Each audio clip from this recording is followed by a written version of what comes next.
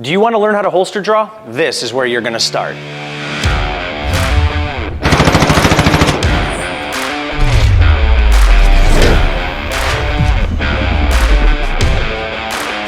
My name is Jeremy Brz. I am the Director of Range Training and Law Enforcement here at D5 Ranges Marengo in Marengo, Illinois. Today we're going to talk about beginner holster draw. We're going to talk about the 9 o'clock and 3 o'clock hip position and the appendix carry position. Before we get started, I'm going to show you guys that the magazine is empty and that this firearm is clear. All right.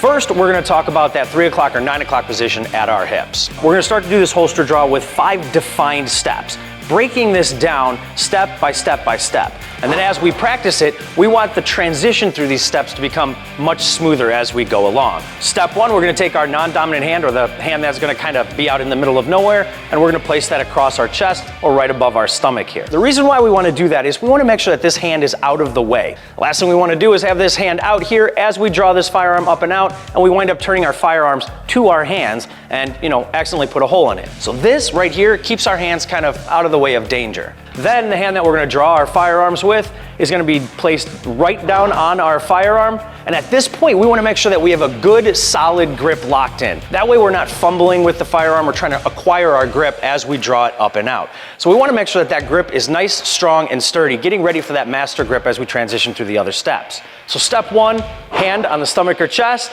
and then good, strong grip, already acquiring the firearm from this position. All right, let's talk about step 2. Now that our hand is out of the way and we've got that good grip locked on, we want to draw this firearm up and out of the holster.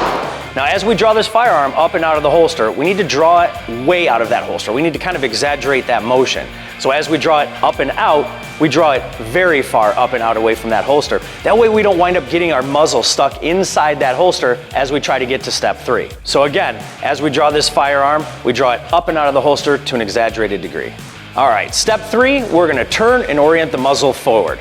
The reason why we start to turn and orient the muzzle forward from this position is this gives me the ability to start to shoot from here, in case the attacker decided to start rushing in on us and we didn't have the ability to push that firearm all the way out in front of us. All right, now step 4, what we're going to do is take this firearm and drag it right to the center line of our bodies. Now that's another reason why we keep this hand sitting here, is so that as this comes to the center line of my body, I can now bring on a good master grip. Master grip is something that we're going to cover in some future videos. And since the firearm is at the center of our body and oriented towards the threat, it still gives us the ability to shoot from this position if we absolutely had to.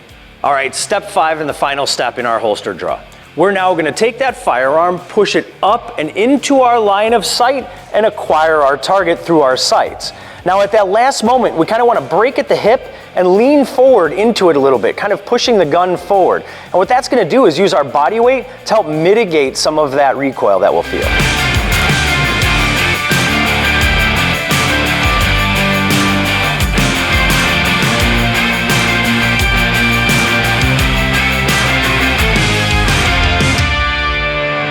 All right, now let's talk about appendix carry inside the waistband. This one we're going to break down into 4 steps. Step 1, we're going to drop our hand down and acquire a good grip on our firearms. At the same time, we're going to put that hand back up on our chest or on the upper part of our stomach. There's a couple of ways to acquire this grip. 1, lock that grip down in solid from here. 2, if we've got a little extra like most of us do, place the thumb on the back of the slide, or you may want to push your hips out just slightly to get that stuff out of the way. Step 2, what we're going to do is draw that firearm up and out of its holster, again, kind of exaggerated up and out of the way. And then as we do that, we're going to turn that firearm forward for a couple of different reasons. 1, it stops pointing the gun, at ourselves at this point. And 2, it starts to orient that firearm towards the threat so that we can start to shoot from here if we absolutely had to. All right, step 3. Now that we've got that firearm pointing towards the attacker, we can now take our secondary hand, start to merge that together to acquire a good positive or master grip as we start to corkscrew this gun forward. Now step 4, just like as before, we want to push that firearm up and into our line of sight and acquiring our sight picture towards our target. We want to lean forward and into it, kind of breaking at the waist to help mitigate and manage some of that recoil that we'll feel.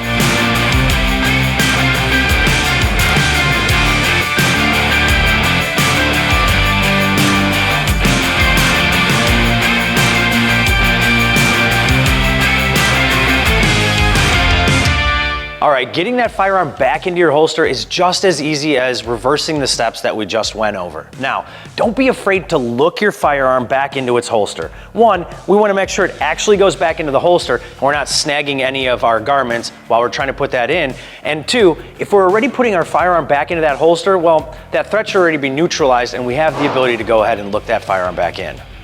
All right, I know we didn't cover anything having to do with garment clearing or clearing our clothing out of the way of this draw, but we wanted to keep this towards the beginners. We will be going over how to clear those garments out of the way in a future video. All right, all the holsters that we use here today in this video are Crossbreed holsters. Crossbreed didn't pay us or endorse us in any way, shape, or form to utilize these holsters in this video. However, these are my personal holsters that I use and wear every day for my everyday carry.